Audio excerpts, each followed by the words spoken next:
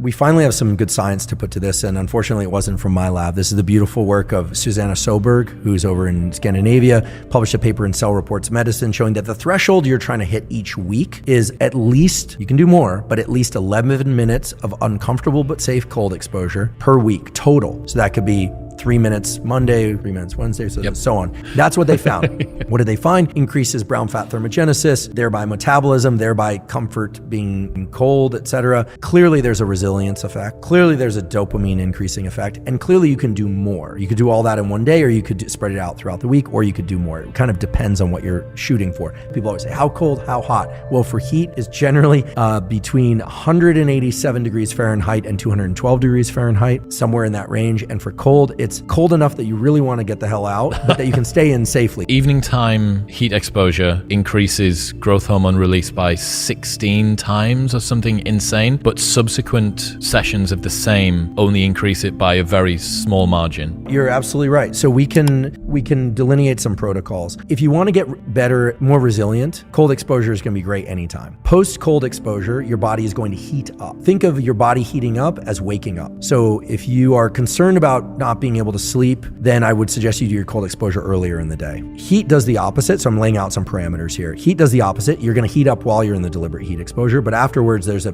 post-heating dip in temperature. So sauna at night is great. Now let's think about how to combine these things. So let's say you're on it's a Tuesday, you've done your weight training on Monday, and you want to do your heat and cold. You don't have time to optimize everything perfectly. You could say, okay, I'm going to do my heat and cold at 10 a.m. or 8 a.m. You get in the sauna for 20 minutes or so, and then you get into the cold for 3 minutes. And then you might get into the sauna again for 10 minutes, and you get in the cold for another minute or so. You end on cold. Yes. Why? Because it'll wake you up, and presumably you want to be woken up for the day. That also means don't then, if you're doing it in a facility, don't then go and have a warm shower once you've finished. Right. Coolish shower is fine because you want to clean off often. I mean, the ice bath is cleanish. Depends where you're going. You're absolutely right. In laboratories, if we want to preserve something, in particular a virus, we put it in the freezer. Now, there is what I call the Soberg principle, which is if you are using deliberate cold exposure to increase metabolism, end on cold. So finish on the cold, not just because it wakes you up more, but because then you have to heat your body up naturally, which is a thermogenic metabolic response. So end with cold, and if you really want to push it, you can do things like don't use a towel, use evaporation, spread out your limbs and don't huddle so that you have to shiver more, etc. I mean, there are a lot of little games you can play. But let's say you want to reduce post-exercise inflammation. You're not concerned with hypertrophy of muscle size gains or strength gains. Well, then get in the cold after your workout. Some people can do 10 minutes. Let's say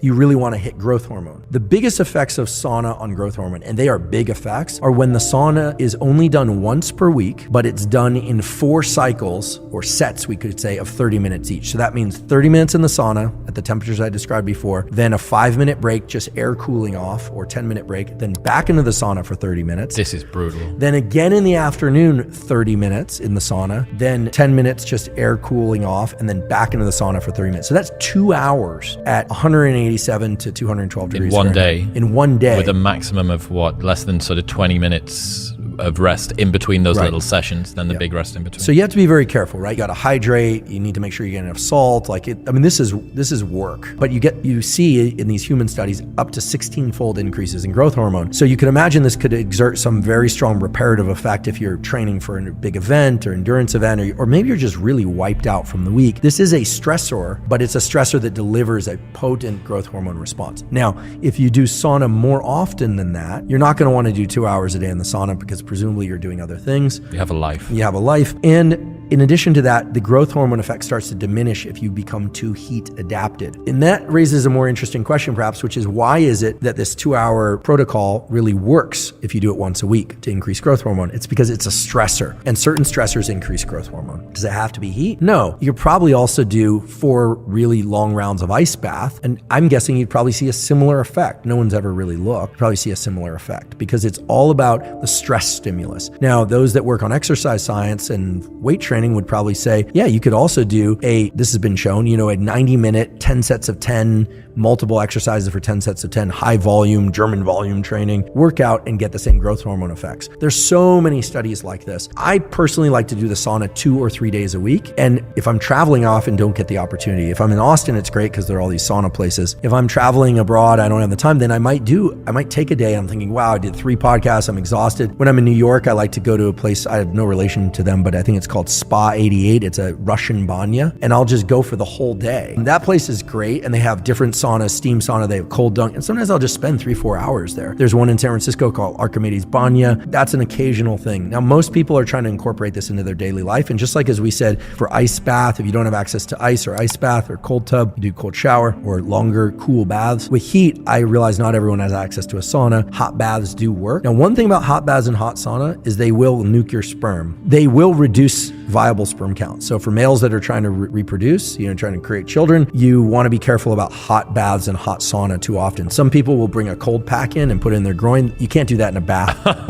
But sperm are maintained outside the body. The testicles are maintained outside the body unless you're trying to, and again, the ice pack approach is interesting. Some people do that. Actually, there's a kind of interesting relationship between cold and testosterone and spermatogenesis. There's a little cottage industry out there. I think on Amazon, people will buy these gel pack underwear.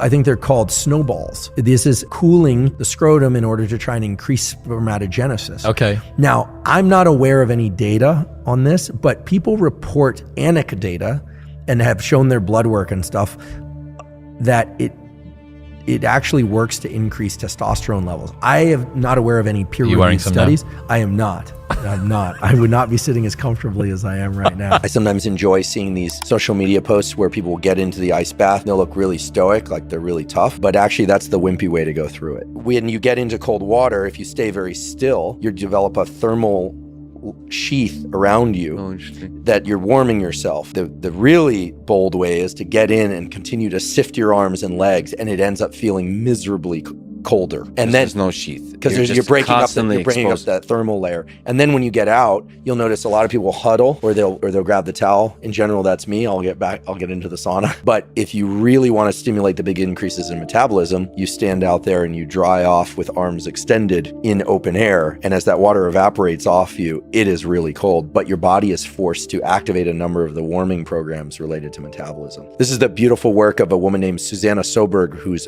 Scandinavian. She published this paper last year in Cell Reports Medicine. And so I call this the Soberg principle, which is if you're doing ice and heat for whatever reason, it doesn't matter if you end on heat or cold, but if you're using cold specifically to stimulate an increase in metabolism, end with cold. That's the Soberg principle. Yeah, if you ever waded into a cold ocean, everybody's kind of like holding themselves, if you let yourself extend your limbs and move them around a bit so you break up that thermal layer, that's the tough way to do it. So when I see people on social media getting in and they're like really tough and trying to look hard, you want to be moving around. Yeah, smiling, talking, moving around is way, way colder. Yeah.